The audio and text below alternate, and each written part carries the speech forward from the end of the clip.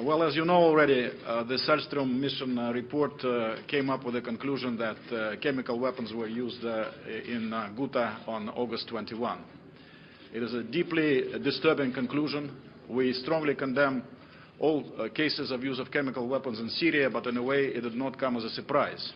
Not only because of the evidence and other information we heard before we saw the report, but also because, as you probably recall, we investigated on our own in our laboratory the evidence which we gathered from the use of chemicals from this episode on March 19 near Aleppo, and came to the conclusion that there was a use of chemical weapons in the region of Aleppo. And you remember that the Syrian government immediately invited UN inspectors to come to investigate that. Unfortunately, that has not happened yet, despite the insistence of the Syrian government and the Russian Federation. So now what we hope will be done by Mr. Sellström, and we have some assurance to that effect from the Secretary General and from the mission, is that they are going to return to Syria very soon and complete their mandate. As you know, by the mandate they worked out with the Syrian government, they are still supposed to complete investigation. They have done some investigation, I understand already, but to complete investigation of the March 19 incident near Aleppo, and then do to other sites as they worked out with the Syrian government, because this is going to be their mandate. After that, we are looking forward to receiving their overall final report of the work of the mission, and that will be very important for all of us, I think, to understand the whole situation. Now, I think some colleagues jumped to their conclusions when they were saying that the Sellström report definitively proves that it was the government forces who used the chemical weapons in Ghouta on August 21. But first of all, we haven't even had a chance to look at the report. We were given the report when the consultations started and when the Secretary General already completed his remarks. We had a quick glance, but we're not really able to study the report. We want everybody to treat it as an extremely serious technical matter, and we want everybody to look at the report with the eyes of experts. In fact, we were the ones who asked the Secretary General to call Mr. Sellström in, because initially, for some reason, the Secretary General showed up without Mr. Sellström to the consultation room, but we asked him to bring Mr. Sellström in, and in the absence of objections from other members of the Security Council, it did happen, and we were able to ask some questions of Mr. Sellström. But anyway, it has to be studied very carefully. The work of the Sellström mission should continue, and also the allegations that, in fact, it was the opposition who used chemical weapons cannot be simply shrugged off. I mean, on August 21.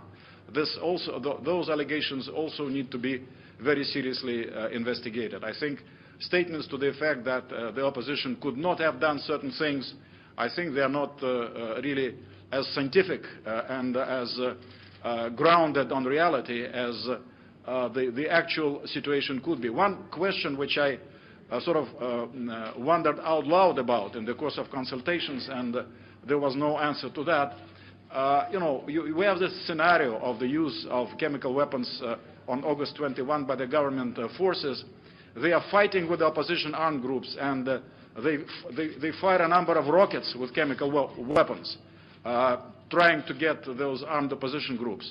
And there are no casualties in the armed opposition groups. There have been no reports of any casualties among the armed opposition groups, among the actual fighters. On the March 19 situation near Aleppo, the Syrian government reported that out of the 26 people killed, 16 were from the Syrian military. So is it even theoretically possible to fire 5 or 6 rockets against your opponent and have all of them miss the target? So all those questions are there, and they need to be addressed very seriously and professionally. Also, we have of course the second part of the work we are doing, and this is a much more fundamental part, trying to get to the root cause of the crisis in Syria and trying to get to the root cause to chemical weapons in Syria. You are well aware of the Russian initiative and the Russian-American document adopted in Geneva, the framework document. So, and of course, everybody wants to proceed as quickly as possible. And let me assure you that we're working along a number of lines, working with the Syrian government, working in The Hague, working here in the United Nations, especially in the contact with our American colleagues, in order to make sure that things should happen as fast as possible. But at this particular moment, the first thing which needs to happen is a resolution of the Executive Secretariat of whatever the proper name of the Organization of the Prohibition of Chemical Weapons. They need to have a resolution adopted. And then we need to act in support of that resolution. And while we are doing that, we need to make sure not to waste time and have unnecessary arguments, that we exactly take up what was agreed in Geneva between Foreign Minister Lavrov and Secretary of State Kerry, as reflected in the document, you know, this framework, Russian-American document. Trying to improve the document, change the document, correct the document would simply be wasting time, wasting the valuable time which we need to use as effectively as we can in order to move this project of ridding Syria of chemical weapons as quickly and effectively as possible. Please. Mr. Ambassador, your American counterpart cited the 120 millimeter rockets as evidence that these were used by the government. In your discussions and negotiations with Americans, have you discussed the Khan al-Assad report, which you submitted to the Security Council? And no, we have not. No, we have not discussed that, and we have not received, and not even promised, any evidence from the United States which would substantiate the conclusions which they announced to the world in that 4-page memo which was posted on the internet. Clearly the rebels have had access to sarin gas, and they also have means to deliver it, so the interpretation of the report is open, as you say. But the report talks about these rockets that they found, the engines, and had markings on them, and it appears to have Cyrillic markings on that. Do you know anything about that? Is that Serbian? No, is that Russian? No, I don't. No, I don't. We need to have experts look into it in the entire, to absorb the entire volume of information which might be there. As you know, we have a report of 100 pages which we submitted to the United Nations, to the Secretariat in July, and also shared it with our P5 colleagues, which goes through very complicated scientific research into what happened on March 19. We hope the same kind of thorough look will be done with regard to this report which was produced by Mr. Sahlstrom. So as I say, we need not to jump to any conclusions, especially that this world is where things happen which really stretch one's imagination, so one has to be very careful. One person cannot ask all the questions. Please.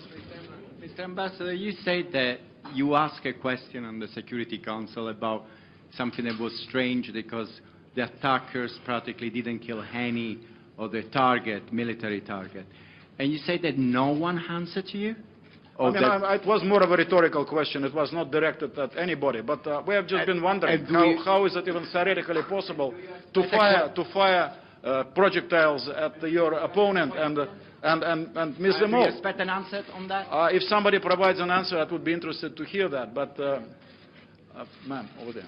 Mr. Ambassador, there were reports of NATO airlifting rebel munitions through Croatia. I don't know. I don't know anything about. I don't know anything. But there have been 2 years of openly arming and funding the rebels by the American side. Would that not give them access to chemical weapons? You know, one thing which I spoke about at the Council, not even expecting the continuation of discussion right away, but we believe that this situation does require us to have a closer look at this entire problem of non-state actors' possession of weapons of mass destruction, including chemical weapons. We have our Resolution 1540. We work a lot with governments in order to have measures which would make it more difficult for them to acquire or take possession of those weapons. But in this specific case, at least the question I raised for future reflection by members of the Security Council is that there must be some stricter rules and requirements. For instance, in the situation of Syria, we are concerned that in addition to the well-known flow weapons to the opposition. There might be, and there were some indications that this is going on when some people were arrested in Turkey with the Zarin on them, people affiliated with Al-Qaeda. There must be, in our view, must have been stricter rules in order to control the borders, not to allow those agents or precursors to fall into the hands of opposition. Last question, please. Thank you. There's a specific reference to Chapter 7 in the text of the Framework Agreement. Could you explain Russia's position on making such a specific reference in the resolution of the Security Council, and what boundaries you would put around I think Chapter well, 7? first of all, the framework document describes it very accurately, the sequence of steps. The first resolution in support of the Chemical Weapons Prohibition Convention and the organization.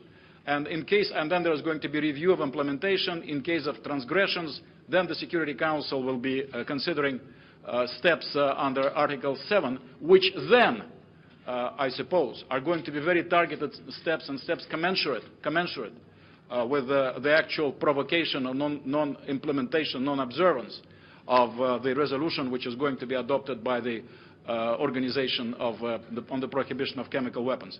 Then there is something else which people sometimes talk about, some kind of a blanket Chapter 7 thing, which is prone to misinterpretation and misuse by those who from time to time keep looking for a pretext to use military power. That, of course, is something which is not reflected in any way in the framework document adopted in Geneva, but please look up. Foreign Minister Lavrov spoke very clearly about it in his press conference today in Moscow. Thank you very much.